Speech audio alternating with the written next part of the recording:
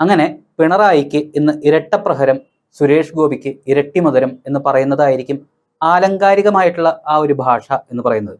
പിന്നെ പിണറായി ഒരു കാര്യത്തിൽ അടിയറവ് പറഞ്ഞു എന്ന് പറയുന്നതാണ് ശരി.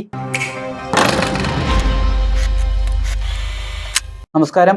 ഇന്ന് പല രീതിയിൽ പിണറായിക്കും സുരേഷ് ഗോപിക്കും നിർണായകമായ ദിവസമായിരുന്നു. അപ്പോൾ നിങ്ങൾ ചോദിക്കും, രണ്ടുപേരുടെയും കാര്യങ്ങൾ ഒറ്റ വീഡിയോയിൽ ഉൾപ്പെടുത്തുന്നത് എന്തിനാണ് എന്നുള്ളത്. പ്രതിപക്ഷത്തിരിക്കുന്ന വി.ഡി. സതീശിനേക്കാളും കേരളത്തിലെ BJP-യേക്കാളും കൂടുതൽ പിണറായിക്ക് തലവേദനയുണ്ടാക്കുന്നത് മറിയക്കുട്ടിയും സുരേഷ് ഗോപിയും KM ഷാജഹാനും പാണ്ഡ്യാല ഷാജിയും ഒക്കെയാണല്ലോ.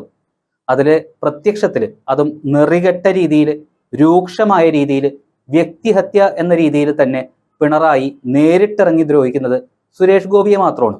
അതുകൊണ്ട് തന്നെ പല അടവുകൾ പിണറായി പരീക്ഷിച്ചു. അതിലൊന്ന് മാത്രമാണ് സ്ത്രീ വിഷയം എന്ന് പറയുന്നത്, അതായത് തൃശ്ശൂരിലെ മാധ്യമ പ്രവർത്തകയുമായിട്ടുള്ള ഒരു വിഷയം.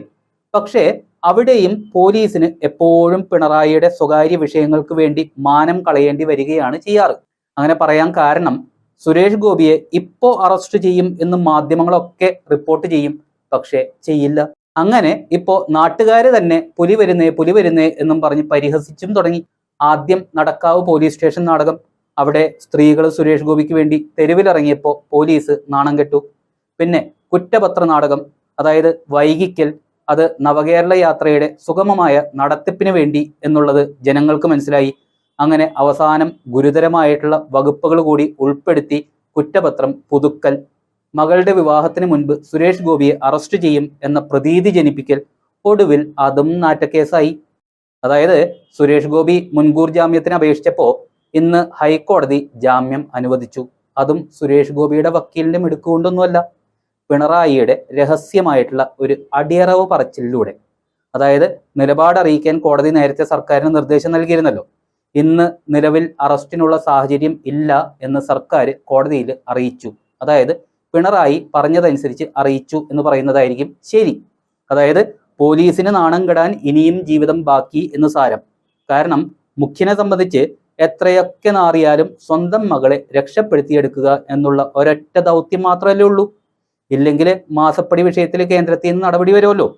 പിന്നെ സുരേഷ് ഗോപിക്ക് ജാമ്യത്തോടൊപ്പം മറ്റൊരു വമ്പൻ സർപ്രൈസ് കൂടി ഇന്ന് ലഭിച്ചിട്ടുണ്ട്. പക്ഷേ പെട്ടെന്ന് നമുക്ക് പിണറായിയുടെ രണ്ടാമത്തെ പരാജയം കൂടി പറഞ്ഞിട്ട് അതിലേക്ക് കടക്കാം. അതായത് ലോകായുക്തയെ പല രീതിയിൽ ഒതുക്കുക എന്ന ലക്ഷ്യത്തോടു കൂടി ചില പിപ്പിടി വിദ്യകളൊക്കെ കാണിച്ച് ബില്ലൊക്കെ പാസാക്കി അർമാദിക്കാം എന്ന് വിചാരിച്ചപ്പോൾ അവിടെ ഗവർണർ തടയിട്ടു. എന്നാലും പിണറായിയെ രക്ഷിക്കുന്ന രീതിയിൽ ചില വിധികളൊക്കെ നമ്മൾ കണ്ടിരുന്നു. അതായത് മുഖ്യമന്ത്രിയുടെ ദുരിതാശ്വാസ നിധി വകമാറ്റിയ കേസിൽ. അങ്ങനെ RS ശശികുമാർ ലോകായുക്ത വിധിക്കെതിരായ അപ്പീൽ ഹൈക്കോടതിയിൽ നൽകിയിരുന്നു. അത് ഇന്ന് കോടതി ഫയലിൽ സ്വീകരിച്ചു.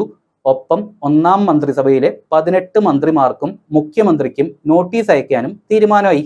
അതായത് പരാതി തന്നെ നിലനിൽക്കില്ല എന്നുള്ളതായിരുന്നല്ലോ അന്ന് ലോകായുക്തയുടെ ഉത്തരവ്. അത് ചോദ്യം ചെയ്തായിരുന്നു അപ്പീൽ കൊടുത്തിരുന്നത്. ഇനി സുരേഷ് ഗോപി വിഷയത്തിലേക്ക് തന്നെ തിരിച്ചു വരാം. അതായത് കേരളത്തിൽ വീണ്ടും SPG ലാൻഡ് ചെയ്തിരിക്കുന്നു. ശ്രീകൃഷ്ണ കോളേജ് മുതൽ ഗുരുവായൂർ വരെയുള്ള റോഡിന്റെ അറ്റകുറ്റപ്പണികൾ ഉടൻ പൂർത്തിയാക്കാൻ സർക്കാരിന് നിർദ്ദേശം നൽകിയിരിക്കുന്നു.